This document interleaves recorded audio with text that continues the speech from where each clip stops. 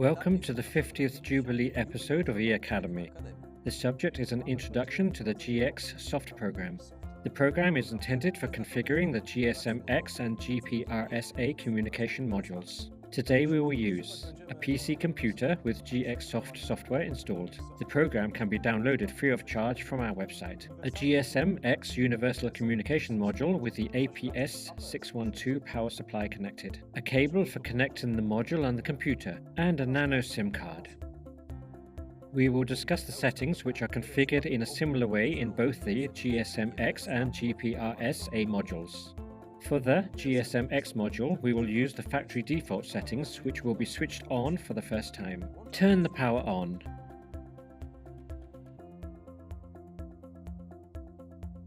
Connect the cable to the module and to the computer, and then launch the GX soft program. The first step is to select one of the modules. In this case, it will be GSM-X. The project window will open. First, establish connection with the module. To do this, click on the Connect icon on the top menu bar. A window opens prompting you to establish connection. Click Yes. The menu bar shows the active connection icon, the module name, and the firmware version number. You can also find this data at the bottom of the currently open project tab.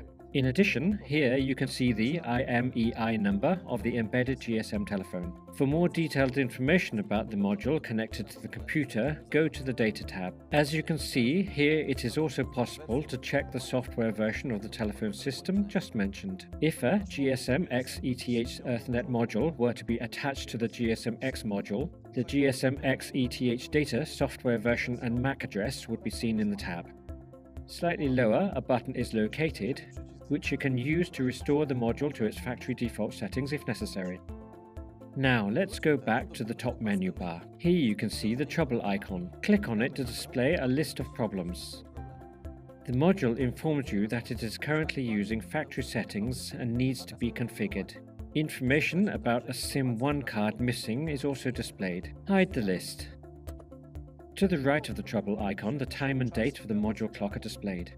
Clicking on the watch symbol will send the time settings from the computer to the module. For now, however, we will not use this option. Instead, we will go to the Hardware tab and select Mainboard.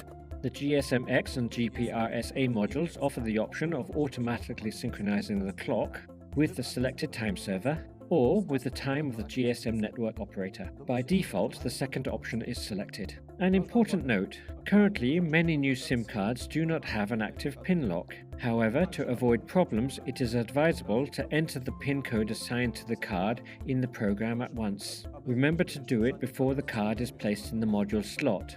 In case the pre-programmed code is incorrect, the module will report a trouble and wait for the correct PIN to be entered. 3 attempts to restart the module with the wrong code will block the SIM card. In order to unblock the card, you must insert it into a mobile phone and enter the PUK code. To program the PIN code, go to the GSM tab. In our case, that is, when working with the GSM-X module, you have available configuration of settings of 2 SIM cards. By default, only the card designated as SIM1 is active. The GSM-X module is equipped with 2 SIM card slots. However, GPRS-A has only 1 such slot, which means in this case configuration of only 1 card will be available. Enter the PIN code of the appropriate field. Now you can send data to the module.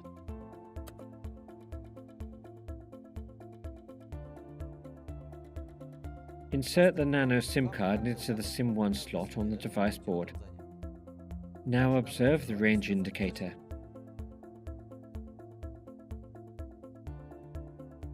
After a moment, you will see that the card has logged into the network. Additionally, you can observe the module's clock has been synchronized with the GSM network time. Depending on the situation, it can take from a few seconds to as long as several minutes.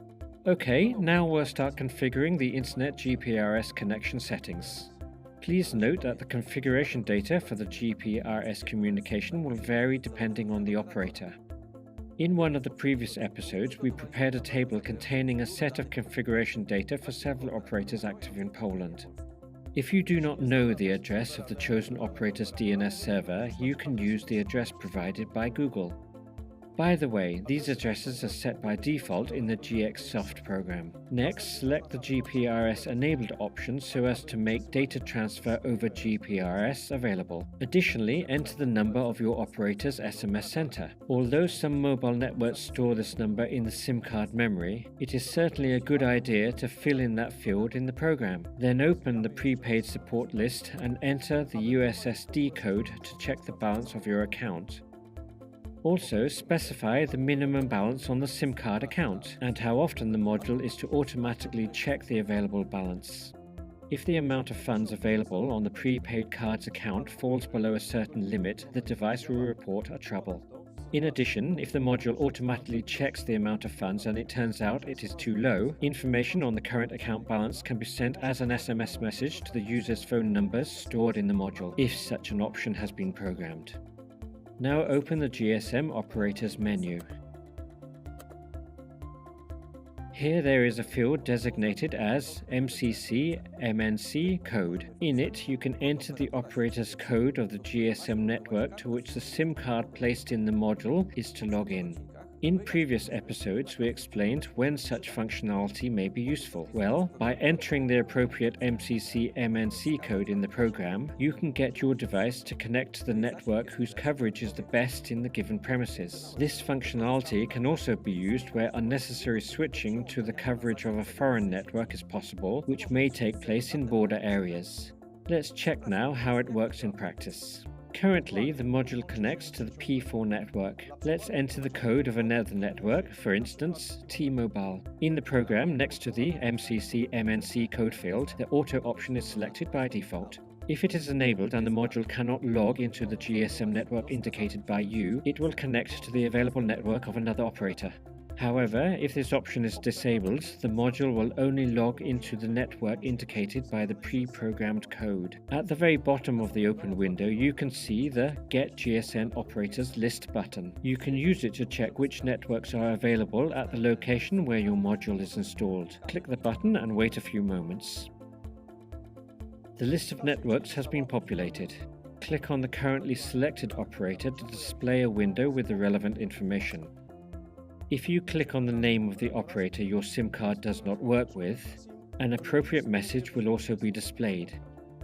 Selecting any operator option will clear the MCC-MNC code field. However, if you click on the name of the operator to which the card can connect, the operator's code will be entered automatically. Send data to the module. As you can see, connection to the previously selected network has been terminated. Wait a minute until the SIM card logs into the network whose number has been programmed. Okay, everything has worked out as we expected. That's all for today's episode. We would like to remind you that you can configure the GSM telephone settings in both modules using the GX software program in a very similar way. Thank you for your attention. We invite you to watch the next episodes of eAcademy. See you soon.